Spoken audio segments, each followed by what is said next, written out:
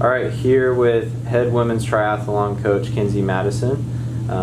Kinsey, where are we in the preseason right now? Talk about kind of the training sessions and everything going into your triathlon program as you prepare to go up to Oregon this weekend and compete in your first race. So go ahead. Yeah, we're about 2 weeks into our practices. We started on August 17th, and it goes by so fast, and especially when you're trying to train for 3 sports, just fitting it all in is quite a challenge. So it feels like we're just getting started, but I was just telling an athlete this morning that our fall season is 70 practice days, and we're already 11 of those 70 in, so it goes quickly. And looking forward to our first race.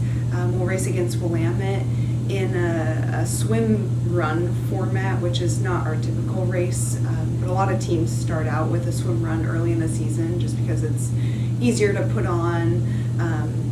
It's not as logistically complicated, and it's kind of a good introduction for the athletes that are newer to the sport too. Gives them another week or two maybe to get used to the bike and get familiar with that. So we'll do a 500-yard swim in their pool on campus, and then a 2-mile run in 2 loops just around their campus. So should have some good spectators and an opportunity for them to just go hard and race against other people.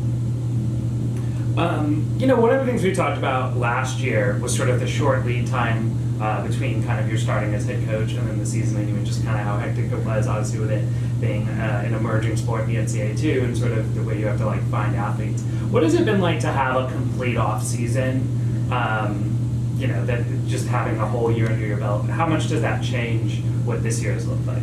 It's been amazing. It's just been, I would say, a dream, honestly, that the position that I came from, the school that I was at previously, I was the assistant swim coach and the head triathlon coach. So even then, I never had the opportunity to really just prepare for a triathlon season. This year was the first time to do that, and it makes such a difference.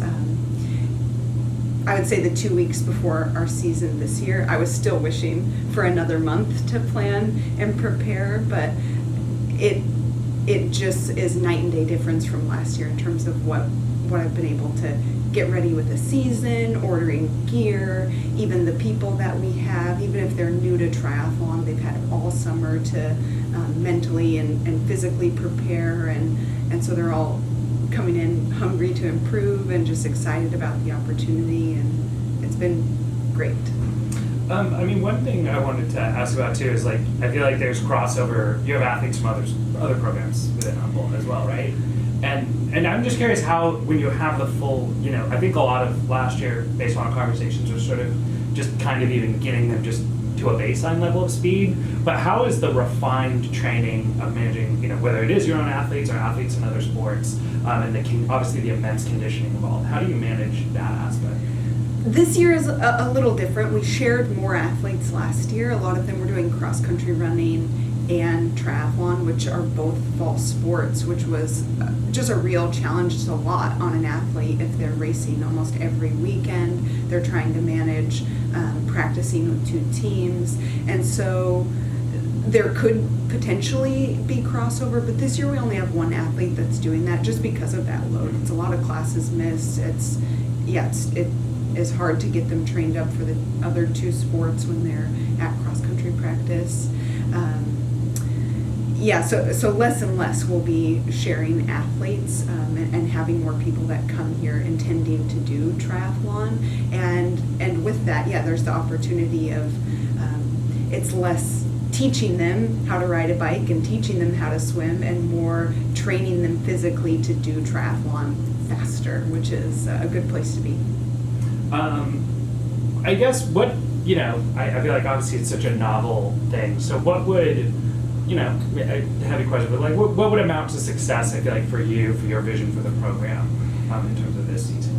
This season, we have nine athletes on the roster, all either with specific triathlon experience, or they've been preparing over the summer for that experience to participate in triathlon. So I think we're going to have a much more competitive group that will be able to take a full team to the regional championship.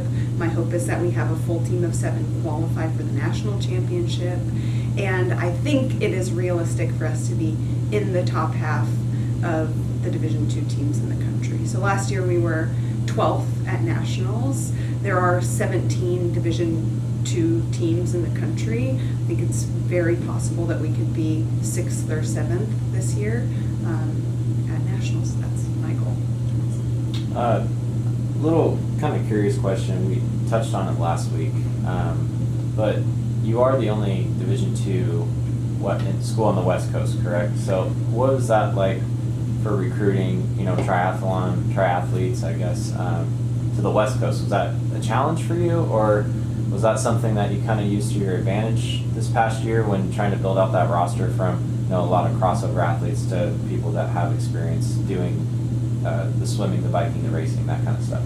There are benefits and there are challenges. We talked about the benefits of being the only Division II school on the West Coast. If people want to race Division II, we're the only option. We're the only public school on the West Coast that has a triathlon team. So if they want an affordable education, again, we're the only option. The downside is that a lot of people still don't know that we exist. So it's just getting the word out there that this is an opportunity, because there are so many good swimmers and runners in the state of California and on the West Coast that don't even know that collegiate triathlon is an option for them. So I think that is the downside, that we just need to make ourselves known, but so many opportunities out there. We're good. Yeah, thanks, Coach. Really appreciate your time, and good luck this week in Oregon. Thank you.